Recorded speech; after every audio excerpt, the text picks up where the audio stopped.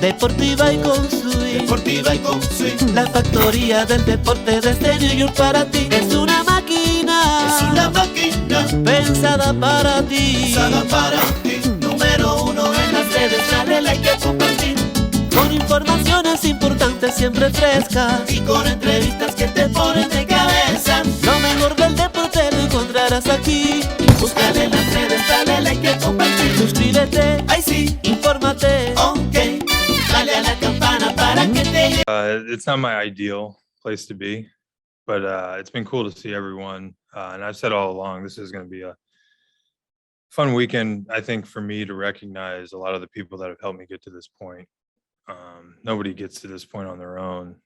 You know, so many people that have helped me get here have done so many things for me and my family. So this is kind of a celebration for me, but I think more for all of them. At least that's the way I'm sort of looking at this weekend.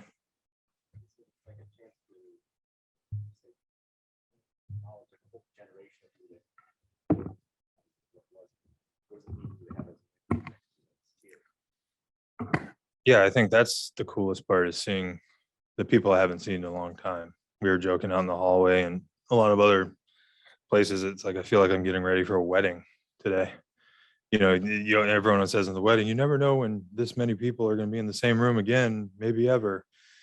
And I honestly feel like it's kind of like that. You know, we keep in touch, but all of us have kids. We live all over the place. I feel like you get busier when you're done playing baseball, so you don't get a chance to see each other in person really ever anymore. So it's a cool opportunity for that to happen. And now that we're, I would say, an older organization, and hopefully we can start doing some of this sort of alumni stuff where we get together more often and can kind of talk amongst ourselves, but also talk to the guys on the team here, and, you know, be a first-class organization that brings their players back and celebrates kind of the history that we've built, even though it's a brief history, but we're getting there.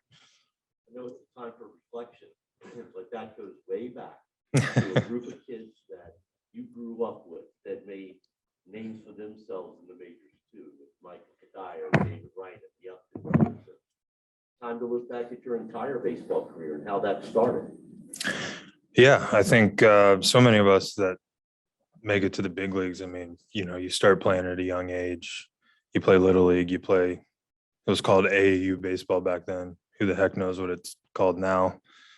They're all these travel teams. But yeah, I mean, I still keep in touch with those guys. You know, some of my best friends are still guys from Virginia Beach. My parents still live there. My brother lives there now. So that was obviously a huge part of, I think, we didn't know it at the time, but preparing me to play at this level. I think baseball skill wise, but also, you know, I learned a lot of lessons about how to be a good person and do the right thing from my parents. But I think you learn more from your friends and your teammates, and when you guys do stupid stuff together and get in trouble together, you learn together. So yeah, I mean, that Virginia Beach will always be a part of me, and I still talk to David and Michael and Justin and BJ and Mark and, you know, all those guys. So I think we finally sort of realized now that they were all kind of done how cool it was to be able to play against each other for so many years. Ryan, if someone would have said to you when you got drafted that this day would be happening for you in 2022, what would you have thought? I was just happy to get drafted, to be honest with you. I mean, yeah, I mean, I don't think we all pretend to be this person. Like when you're a little bit, nobody ever believes it's going to happen, I think. So, I mean, I would have laughed, I guess, if someone told me that. I don't know. I wouldn't have. I mean, I hope nobody would say, yeah, of course, that's going to happen. Like, it's a terrible thing to say. To that point, Ryan, when you get drafted, you have aspirations of a lengthy career of winning a World Series. Is the thought of, I imagine, playing an entire career with one team, I would think that's not something that's on the priority list when you're 20. So when you look back and the fact that it did play out that way, Yeah. how much satisfaction, how much importance did you put in that aspect as well? Yeah, I think when you first get here, you just try and do everything you can to stay. That's the hardest part. I mean, getting here is really hard, but then, you know, I guess cementing yourself and you know, getting yourself a regular big league career. I mean, it's hard to stay up here. So when you're young and you're just excited for the opportunity, so you do that, and then you sort of get to the point where you have some contract negotiation power, I guess you can say, and that's where you have to make a decision. Do you want to maybe give up some of that power and agree to stay somewhere? And that's why I've always said it's a two-way street. I think the team has to want you to stay here, and the player has to want to stay, and that's why it's so hard, and you just never really see it anymore. You mentioned, it's still very young franchise. You could have had your career for a lot of teams, and you had hard here, but you're really shaped in that. What does that mean to you? The fact that you have to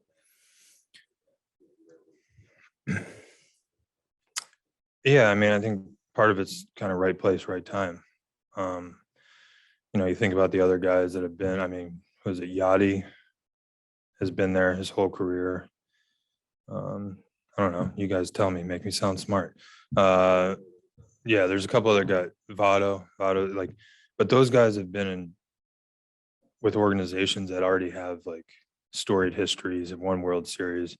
That's not their fault. I mean, it doesn't diminish anything that they've done. I mean, it's really cool what they've done, and those guys are probably Hall of Famers if you think about it.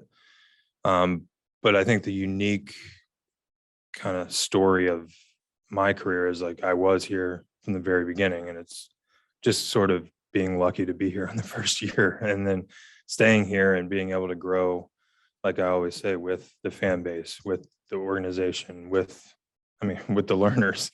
The learners learned along with us. So I think that's what makes me a little bit different and a little bit special. And it's nothing that I did. I was just here. Well, it was just crazy that I grew up in Virginia, went to University of Virginia, and then got drafted by the team right here. I don't know. I'm a believer in karma. I think if you do good things, sometimes good things come back around, but I don't know. Those first three teams could have taken, well, the second and third teams could have taken me. Justin was going one. What was it like when you came up in 05 late that year and going to Frank's office at that point? Do you remember anything about that? And I was terrified. 20-year-old, I didn't have a suit, so I was already in trouble because you actually had to wear suits back then. I had to go in and introduce myself to Frank Robinson when nobody at age 20 ever got called up, especially in the first year you got drafted. For some reason, that was my fault, I guess. I got called up, and everyone hates you when you get called up like that because you didn't have to go through the minor leagues. I shouldn't say hate, but yeah, I mean, I remember that day. You walk in and you're scared to death. I mean, you don't want to do anything wrong. You're coming into a clubhouse of grown men. I was a 20-year-old that was like drinking $2 pitchers. Like, it probably wasn't even $2 back then. So, you grow up fast. But then you really, you meet the guys, you get to know them, you get into a couple games, and you kind of realize it's the same game. It's the same thing you've been doing. It's just on a different level. Was there anything specific that you took from him that maybe he taught you or apply? Yeah, I mean, he was such a leader by example. I mean, he's one of the, I say he's one of the best baseball guys, but I think just one of the best humans. I mean, he did so much for more than just baseball. I think he just taught me kind of how to handle myself, play the game the right way. Talking with his daughter a little bit, he wanted me to, he kind of thought that I was going to maybe play for a little while. He never told me that. He told me I stunk all the time, but I think deep down he wanted to make sure that he knew that I knew how to handle myself and respect the game, and I don't know, just lead the way with class, I guess. And he kind of would always throw that stuff in there. And I said before, even after he was done and we'd go out to LA, we'd usually grab lunch or dinner at the hotel. And if he didn't do that, he would stop by the clubhouse and talk to obviously other people as well. But he kind of always made a point to stay in touch. Ryan, talk about the excitement of today. What is all these number 11s in the stadium, and to know that after the Nats picked you to be their first draft pick ever, now they're picking you to be the first guy that nobody's ever going to wear your number. Yeah, it's humbling. It's fun. Like we were saying earlier, nobody thinks this is going to happen. Nobody expects this to happen. You don't take it for granted. You appreciate it. And you just want to continue to do things to help the organization, help the community. And, it doesn't stop after today. I think, you continue to go and, like I said, I'll be around. I mean, we're going to raise our kids here. I'm going to be involved with the team. So it's, this is obviously a great honor but life moves on after today as well. One more quick one. What kind of impact do you think you made on this organization? What kind of impact do you hope you made on this organization that's going to continue? Oh man. Yeah, I mean, I don't think you set out to do that kind of stuff. I was just always told to play the game the right way, treat people with respect. And, I think from there, people think of you what they're going to think of you. I think the people that try too hard to earn respect or earn things are not that doesn't work sometimes, but I just tried to lead by example and do the right thing and kind of always be there for people.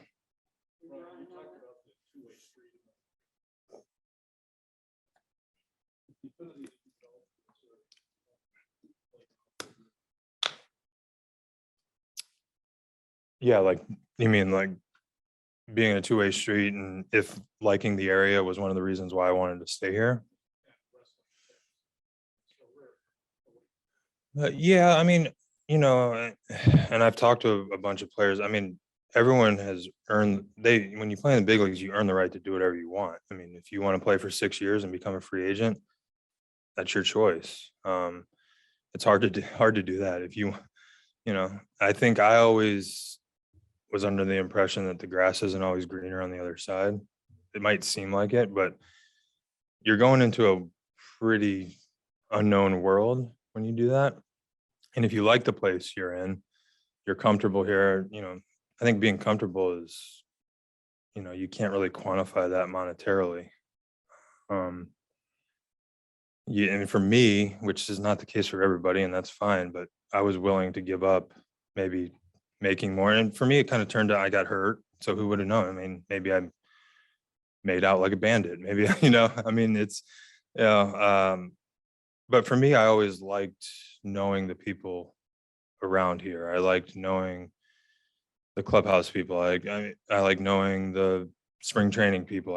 I like being comfortable. I think I perform better. I think everyone would sort of agree with that. I mean, you like going to a workplace where you feel good. And for me, I always felt good here. And the relationship I created with the community and, them supporting a lot of my philanthropic efforts. Yeah, I mean, for me, it was an easy decision. But they were very gracious with their contracts and their negotiating. And I always thought they were pretty fair as well.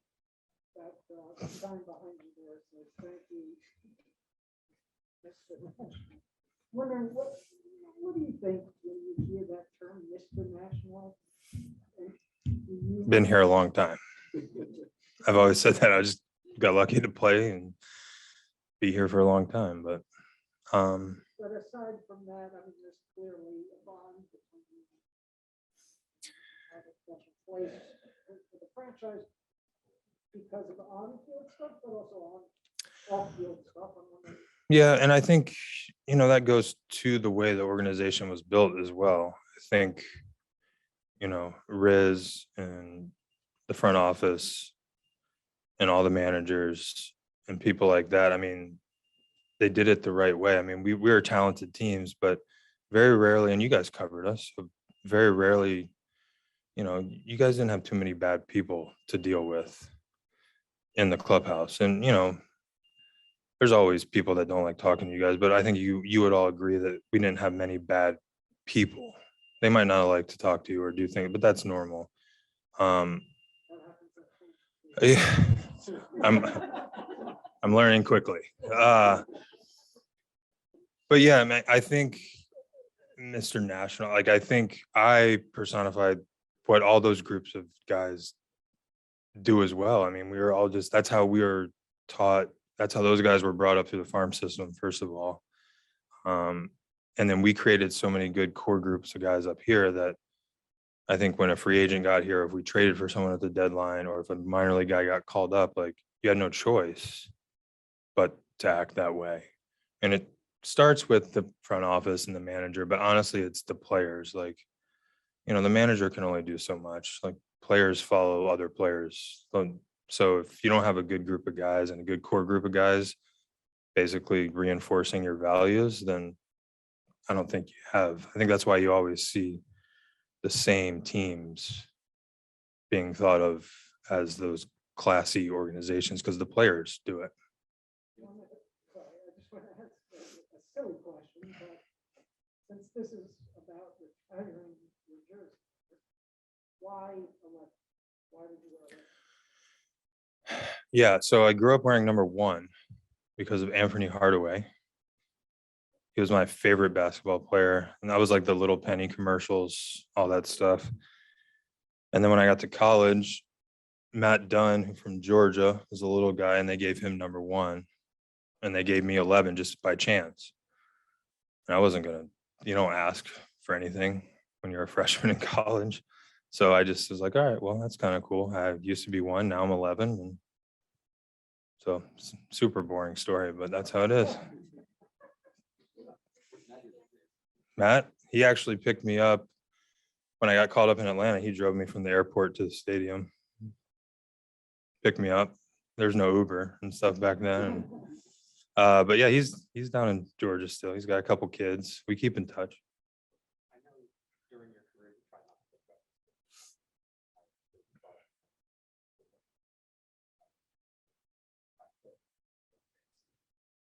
does it ever come up in your mind? Yeah, I mean, I think everyone would always think that. And you know, I always say I think that's part of kind of my journey in my career, and you know, sort of in the end of the day, kind of what made me who I am. I mean, very rarely does anyone play and never get hurt or have to go through adversity in a short career, to be honest with you, let alone a 16, 17 year career or whatever. I mean, that's just part of the gig. I mean, you get hurt, you have good years, you have average years, you have bad years. You know, I think the test is how you react and how you adapt. And if you want to stick in this league or any pro sports league, I mean, you always have to adapt. There's always young guys, there's always, the game changes. I mean, it's a constant evolution of who you are as a player, especially if you want to hang around for a while. But I mean, do I ever look back and think, what if? I mean, I think everyone does. I don't know if it's not reality though, I guess is the way I think about it. How was retirement? It's good. And it's hard. It's a lot harder than baseball, I'll tell you that much. Well, coming into an 8, 6 to 5 months is pretty hard. I don't know what we would have done if I played another year. Hopefully Heather would have stayed around.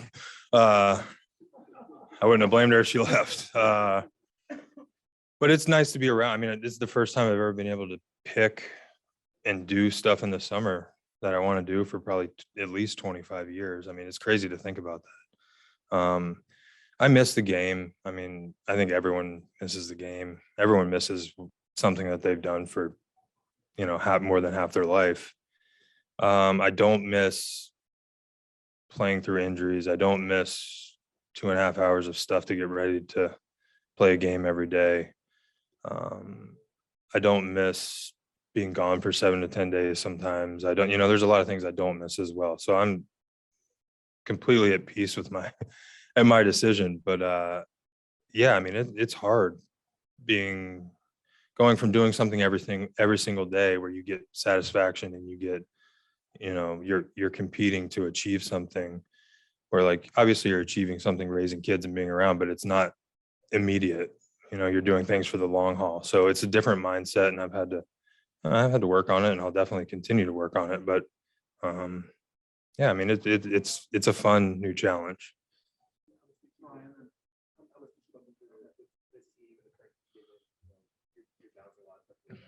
No, I try and watch, and I still know a lot of these guys. I played with a lot of these guys, so I have relationships with them, and I want to see how the young guys develop. So yeah, I keep up. I mean, I don't get to watch as much as I want to, but with the apps and all that stuff now, I can sort of keep up with them and see who's doing what.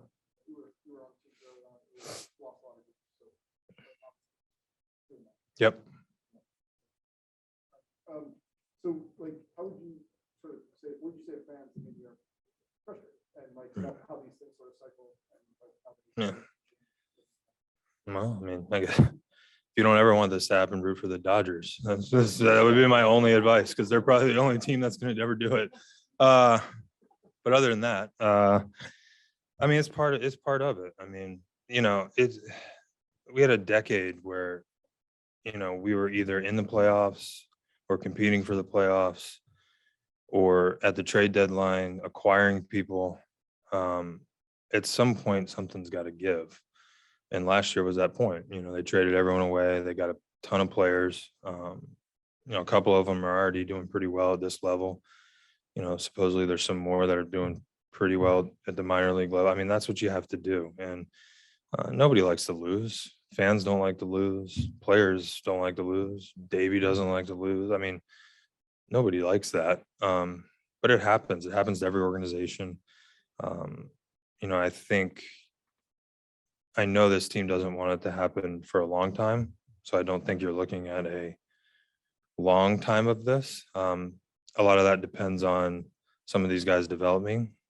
And I think we do a pretty good job of developing talent. But yeah, I mean, stick with them. I mean, it's still great to come out and watch baseball. I mean, I feel like people think that when teams lose, they're not trying for some reason. These guys and these kids are working just as hard as we all did the last 10 years. So, support them, stick with them. And, you can be those fans that were our fans from 06 to 12.